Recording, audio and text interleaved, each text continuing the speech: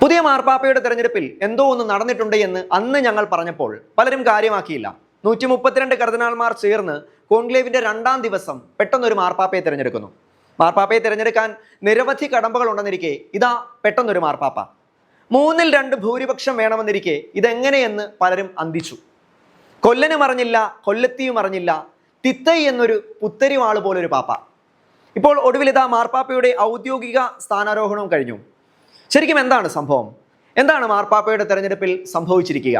ചിലർ മുന്നോട്ട് വയ്ക്കുന്നത് പോലെ എന്ത് തിരിമറിയാവും തിരഞ്ഞെടുപ്പിന് പിന്നിൽ നടന്നിട്ടുണ്ടാവുക? അതിന് തക്കതായ ഒരു കാരണമുണ്ട്. അതെന്താണെന്ന് അറിയണമെങ്കിൽ വർഷങ്ങൾക്ക് മുമ്പ് നടന്ന ഒരു തിരഞ്ഞെടുപ്പിനെ കുറിച്ച് അറിയണം. സംഗതി സാമുവേലിന്റെ പുസ്തകത്തിലാണ്. ഇസ്രായേലിന് ഒരു രാജാവിനെ അഭിഷേകം ചെയ്യാൻ സാമുവേൽ പുറപ്പെടുന്നതാണ് രംഗം. ആ യാത്ര ബെത്ലഹേമിലുള്ള ജെസ്സയുടെ വീട്ടിലെത്തിച്ചു. ജെസ്സയുടെ മക്കളിൽ ഒരാളെയാണ് ദൈവം അതിനായി നിശ്ചയിച്ചിരിക്കുന്നതെന്ന് സാമുവേലിന് വളരെ മുമ്പ് തന്നെ ദൈവത്തിന്റെ അരുളപ്പാടുണ്ടായിരുന്നു. പക്ഷേ അത് ജെസ്സയുടെ മക്കളിൽ ആരായിരിക്കും എന്നുള്ളതിനെക്കുറിച്ച് സാമുവേലിന് യാതൊരു ഐഡിയയും ഇല്ല. സാമുവേൽ ജെസ്സയുടെ പുത്രനായ ഏലിയാബിനെ ശ്രദ്ധിക്കുകയാണ്. ഏലിയാബിന്റെ ഉയരവും ആ ആകാരവടിവും ഒക്കെ കണ്ടപ്പോൾ സാമുവേൽ വിചാരിക്കുകയാണ് കർത്താവിന്റെ അഭിഷിക്തൻ തന്നെയാണ് മുൻപിൽ നിൽക്കുന്നതെന്ന്.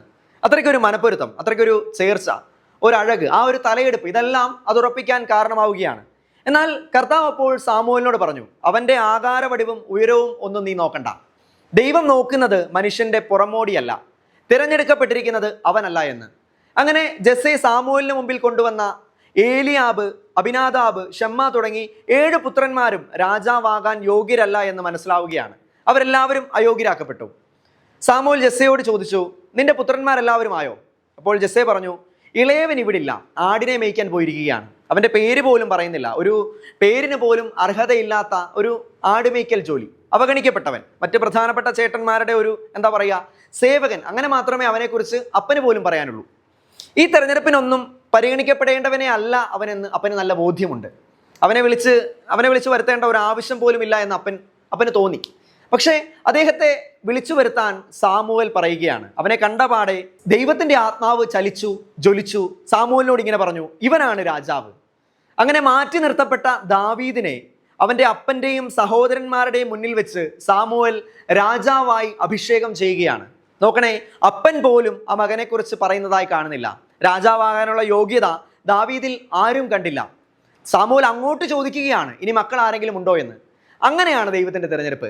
ആരൊക്കെ മാറ്റി നിർത്തിയാലും മറന്നു കളഞ്ഞാലും നമുക്ക് വിലയില്ല എന്ന് കരുതിയാലും അവിടുത്തെ കണക്ക് പുസ്തകം മറ്റൊന്നായിരിക്കും. പിന്നീട് നമുക്കറിയാം കർത്താവിന്റെ ആത്മാവ് ദാവീദിന്റെ മേൽ ശക്തമായി ആവസിക്കുന്നതും ദാവീദ് രാജാവായി മാറുന്നതുമൊക്കെയും. ദൈവിക തിരഞ്ഞെടുപ്പുകൾ എപ്പോഴും അങ്ങനെയാണ്. ദൈവം നോക്കിക്കാണുന്നത് മനുഷ്യൻ കാണുന്നത് പോലെയല്ല. പുതിയ മാർപ്പാപ്പയുടെ തെരഞ്ഞെടുപ്പിനെ എല്ലാവരും തങ്ങളുടെ മാനുഷിക കണ്ണുകൊണ്ട് നോക്കി കണ്ടപ്പോൾ, മാനുഷിക ബുദ്ധി കൊണ്ട് അളക്കാൻ ശ്രമിച്ചപ്പോൾ, അതിന് പ്രകാരം ഒത്തിരി പേരുടെ പേരുകൾ ഉയർന്നു കേട്ടപ്പോൾ ദൈവത്തിന്റെ തിരഞ്ഞെടുപ്പ് മറ്റൊന്നായിരുന്നു. ദാവീദിനെ തിരഞ്ഞെടുത്ത ദൈവം, പൊട്ടക്കിണറ്റിൽ നിന്ന് ജോസഫിനെ രാജകൊട്ടാരത്തിലേക്ക് എടുത്തുയർത്തിയ ദൈവം, ഒന്നിനും കഴിയില്ല, കുറവുകൾ മാത്രമേ ഉള്ളൂ എന്ന് ലോകം വിധി എഴുതിയ മുക്കുവന്മാരെ തന്റെ ശിഷ്യന്മാരായി തിരഞ്ഞെടുത്ത് തന്റെ സഭ സ്ഥാപിച്ച ദൈവം, അതിനായി അവരെ നിയോഗിച്ച ദൈവം, ഇന്ന് പത്രോസിന്റെ സിംഹാസനത്തിൽ ഇരിക്കാൻ അനേകരുടെ പേരുകൾ മാനുഷിക ബുദ്ധിയിൽ ഉയർന്നു കേട്ടപ്പോൾ അവയെല്ലാം മാറ്റി നിർത്തി അവിടേക്ക് ലെയോ 14 പാപ്പയെയും തിരഞ്ഞെടുത്തു. ഏലിയാവിനെ കണ്ടപ്പോൾ സാമുവേലിനോട് കർത്താവ് അരുളി ചെയ്ത വാക്കുകൾ ഒരിക്കൽ കൂടി ആവർത്തിക്കാം. 1 സാമുവേൽ 16 അധ്യായം 7 വാക്യം.